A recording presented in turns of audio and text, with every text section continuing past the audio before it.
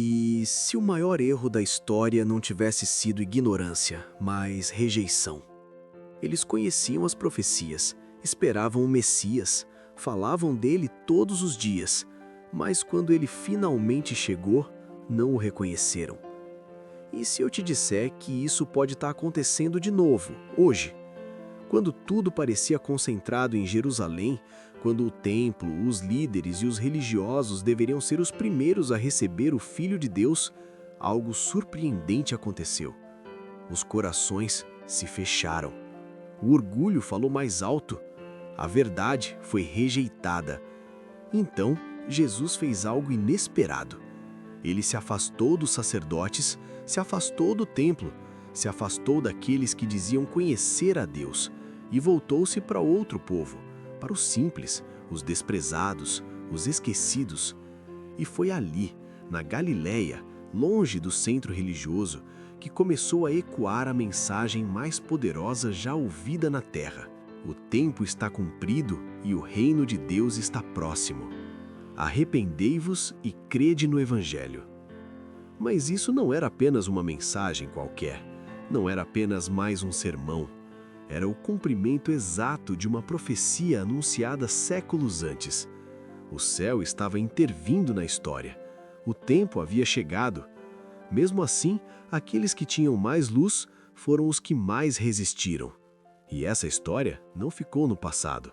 Ela tem se repetido, geração após geração. A luz continua vindo ao mundo, mas muitos ainda a rejeitam. A verdade continua sendo proclamada, mas nem todos estão dispostos a aceitá-la. E a pergunta que fica é inquietante. Se você estivesse lá, você teria reconhecido Jesus ou também teria rejeitado, como tantos fizeram? E mais importante ainda, será que hoje nós realmente estamos ouvindo a voz de Deus ou estamos repetindo o mesmo erro sem perceber? O som daquela declaração ecoava pelas colinas da Galileia como um chamado impossível de ignorar, atravessando o coração dos cansados, dos esquecidos e dos que já não esperavam mais nada da vida. O tempo está cumprido e o reino de Deus está próximo. Arrependei-vos e crede no Evangelho. Mas isso não era apenas uma mensagem, era um convite urgente, carregado de eternidade. Enquanto muitos ainda olhavam para Jerusalém esperando respostas, a verdadeira luz começava a brilhar longe dos centros de poder, entre homens simples, pescadores, trabalhadores, gente comum que carregava dores silenciosas e perguntas profundas. O contraste era impossível de ignorar. Enquanto os que tinham conhecimento rejeitavam, os que tinham fome começavam a se aproximar. E naquele movimento silencioso, algo eterno estava sendo estabelecido, não em tronos ou palácios, mas dentro de corações quebrantados.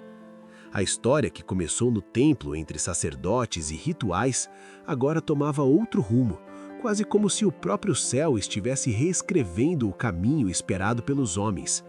Aqueles que deveriam reconhecer o Messias fecharam os olhos, permitindo que o orgulho sufocasse a verdade que estava diante deles. O mesmo povo que aguardava a libertação agora se afastava daquele que podia libertá-los. E enquanto a rejeição crescia em Jerusalém, Jesus se afastava, não por fraqueza, mas por propósito. Havia outros que ouviriam, havia outros que creriam, e assim, cada passo dado em direção à Galileia carregava um significado profundo. O reino de Deus não seria estabelecido sobre posição ou status, mas sobre fé. Aqueles que nada tinham a oferecer começavam a perceber que eram exatamente os que estavam sendo chamados. Esse movimento, quase imperceptível aos olhos orgulhosos, revelava um padrão que atravessaria gerações. Sempre que a verdade era rejeitada por aqueles que se julgavam guardiões dela, Deus encontrava corações dispostos em lugares inesperados. Assim como nos dias de Jesus, ao longo da história, a luz continuaria a ser oferecida e, muitas vezes, recusada, mas nunca deixaria de alcançar aqueles que estavam realmente buscando. E agora, naquele cenário simples da Galileia, longe das estruturas religiosas que haviam perdido o sentido da própria fé, começava a se formar algo vivo, pulsante e transformador. Não era apenas o início de um ministério, era o início de uma revolução espiritual silenciosa, onde cada palavra, cada olhar e cada encontro carregariam o poder de mudar destinos para sempre. Havia algo diferente na Galileia, algo que os olhos orgulhosos de Jerusalém jamais conseguiriam enxergar. Aquele povo, tantas vezes desprezado como ignorante e rude, carregava dentro de si uma abertura que os sábios haviam perdido. Não eram presos às formalidades vazias nem sufocados pela aparência de santidade. Eram simples e, por isso, capazes de ouvir. Quando Jesus chegou, não encontrou resistência fria, mas corações atentos, sedentos por algo que fosse real. E assim, entre vilas esquecidas e caminhos poeirentos, começava a florescer uma resposta que os centros religiosos haviam recusado. Não era isolamento, era estratégia divina. Ali onde culturas se misturavam e histórias se cruzavam, a mensagem encontrava espaço para crescer, alcançando não apenas judeus, mas também estrangeiros, ampliando silenciosamente o alcance do reino que estava sendo anunciado.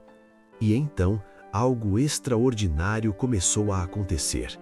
À medida que Jesus caminhava, ensinava e curava, as multidões cresciam de forma quase incontrolável. Pessoas vinham de todos os lados, trazendo suas dores, suas doenças, suas culpas e suas esperanças. Havia um senso crescente de urgência, como se o próprio tempo estivesse se comprimindo ao redor daquela presença. Em muitos momentos, a intensidade era tamanha que ele precisava se afastar, não por rejeição, mas para preservar o propósito. O entusiasmo do povo se transformava em comoção e o risco de mal-entendidos aumentava. Qualquer sinal de movimento poderia ser interpretado como revolta, e as autoridades romanas estavam sempre vigilantes. Ainda assim, nada conseguia conter o que estava acontecendo. Nunca antes o mundo havia testemunhado algo assim. O céu estava tocando a terra, e aqueles que haviam esperado por tanto tempo agora finalmente experimentavam a graça viva, presente, acessível. No centro de tudo isso, uma mensagem ecoava com força crescente, atravessando gerações e cumprindo promessas antigas. O tempo está cumprido e o reino de Deus está próximo. Arrependei-vos e crede no Evangelho. Essas palavras não eram apenas um chamado espiritual, eram um cumprimento exato de uma profecia cuidadosamente anunciada séculos antes. O que havia sido revelado ao profeta Daniel começava a se materializar diante dos olhos humanos. 70 semanas estão determinadas sobre o teu povo. Daniel 9:24. Cada detalhe, cada período, cada contagem apontava para aquele momento específico na história. Desde o decreto para restaurar Jerusalém até o surgimento do Messias, o tempo corria com precisão divina. E quando, no ano 27, Jesus foi batizado e ungido pelo Espírito Santo, o relógio profético alcançou seu ponto exato. Nada era acaso, nada era antecipado ou tardio. O céu havia marcado aquele momento, e agora, finalmente, o tempo estava cumprido. As palavras do anjo ecoavam através dos séculos como um relógio invisível, marcando cada etapa do plano divino com precisão absoluta. Ele firmará um concerto com muitos por uma semana. Daniel 9:27. Não era apenas uma promessa, era uma contagem regressiva celestial. Durante 7 anos, uma janela única se abriria sobre Israel. Nos primeiros 3 anos e meio, o próprio Cristo caminharia entre o povo, ensinando, curando, revelando o coração do Pai. Depois, ainda por 3 anos e meio, seus discípulos continuariam a obra, levando adiante a chama que havia sido acesa. Mas no centro dessa profecia havia um momento decisivo, um ponto de ruptura que mudaria para sempre a história da humanidade. Na metade da semana fará cessar o sacrifício e a oferta de manjares. Daniel 9:27. E então, na primavera de 31 d.C., o impossível aconteceu. No Calvário, o verdadeiro Cordeiro foi oferecido, e naquele instante, o véu do templo se rasgou em dois, revelando que tudo havia mudado. Aquele rasgo silencioso no véu não era apenas um sinal físico, era o fim de uma era inteira. O sistema de sacrifícios, que por séculos apontara para aquele momento, agora perdia seu propósito. O símbolo havia encontrado seu cumprimento. O sangue que antes era derramado em rituais, agora havia sido substituído por um sacrifício eterno, suficiente, perfeito. E enquanto muitos ainda continuavam presos às antigas práticas, o céu já havia declarado: estava consumado. Ainda assim, a oportunidade permanecia aberta. Até o ano 34 d.C., a mensagem continuou sendo dirigida especialmente ao povo judeu. Mas então, em um momento carregado de dor e decisão, Estevão foi apedrejado.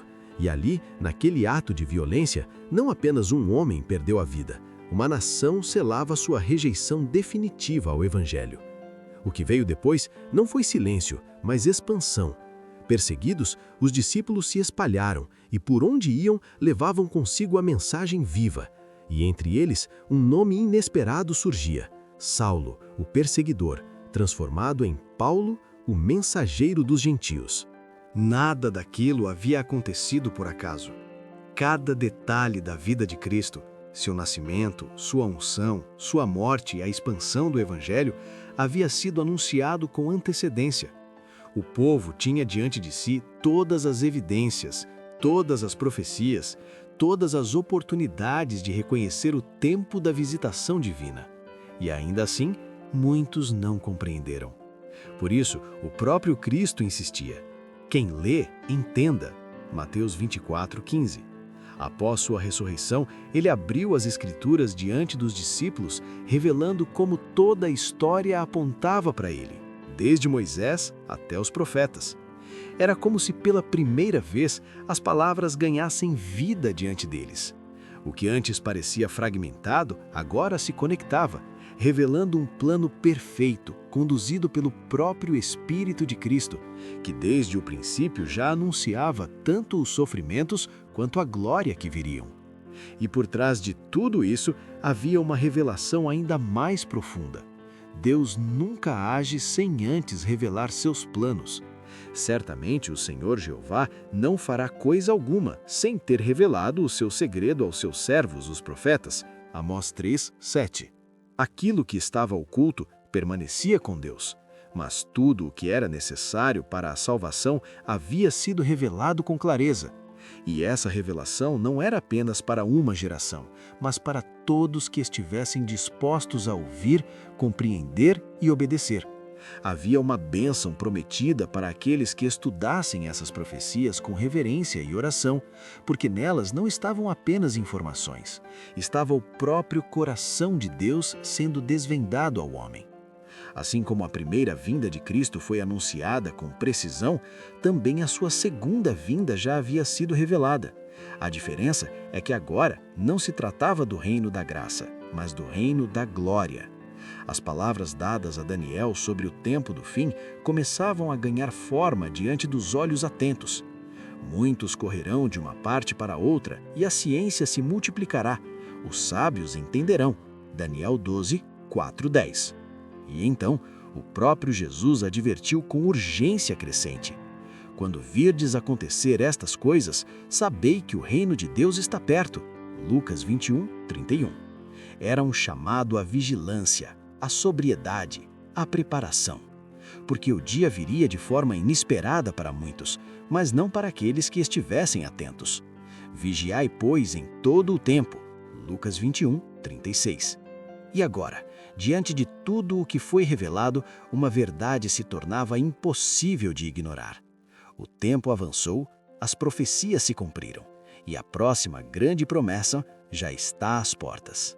Havia uma tragédia silenciosa se desenrolando diante dos olhos de Israel, não por falta de evidência, mas por excesso de distração. As mesmas escrituras que apontavam com clareza para o Messias foram distorcidas, reinterpretadas segundo desejos humanos, até que a verdade se tornasse irreconhecível. E assim, enquanto o cumprimento das profecias caminhava diante deles em carne e osso, muitos permaneceram cegos. Os anos mais decisivos da história passaram e foram desperdiçados em intrigas, disputas e planos de destruição contra os próprios mensageiros de Deus. O reino espiritual foi oferecido, real, presente, acessível, mas foi rejeitado em troca de ambições passageiras. E esse cenário, longe de pertencer apenas ao passado, ecoa com força inquietante no presente. Porque, assim como naquela época, o coração humano continua facilmente absorvido pelas preocupações deste mundo, ignorando os sinais claros de que algo muito maior está prestes a acontecer. E é nesse ponto que a advertência se torna pessoal, direta, impossível de ignorar. Há uma diferença clara entre aqueles que permanecem distraídos e aqueles que escolhem vigiar. Mas vós, irmãos, já não estáis em trevas, para que aquele dia vos surpreenda como um ladrão. 1 Tessalonicenses 5:4. Não se trata de saber datas ou horas, mas de discernir o tempo, de reconhecer os sinais, de perceber o movimento silencioso das profecias se cumprindo ao redor. Há uma identidade sendo revelada, porque todos vós sois filhos da luz e filhos do dia. 1 Tessalonicenses 5:5. Isso muda tudo, porque quem pertence à luz não vive na ignorância, não caminha distraído, não se deixa dominar pelo torpor espiritual que envolve o mundo. Há uma consciência despertada, uma atenção constante, uma expectativa viva que transforma a maneira de viver cada dia. Por isso, o chamado final não é apenas informativo, é urgente. Não durmamos, pois, como os demais, mas vigiemos e sejamos sóbrios. 1 Tessalonicenses 5:6. É um convite à lucidez espiritual, a uma vida alinhada com aquilo que realmente importa. Não é sobre medo, é sobre preparo. Não é sobre ansiedade, é sobre posicionamento. Porque enquanto o mundo continua correndo atrás de conquistas temporárias, existe um grupo silencioso que observa, que discerne, que se prepara. E nesse contraste, uma verdade se torna cada vez mais evidente. O tempo da visitação continua acontecendo, mas apenas aqueles que estão despertos conseguem reconhecê-lo. A história não é apenas um registro do que passou, mas um espelho do que estamos vivendo. Se esta mensagem tocou seu coração e te fez olhar para as profecias com outros olhos, não guarde isso apenas para você. Deixe seu like para que este alerta chegue a mais pessoas e inscreva-se no canal para continuarmos estudando juntos os sinais do tempo. Muito obrigado por nos acompanhar até aqui. Que a luz da verdade guie os seus passos. Até o próximo encontro.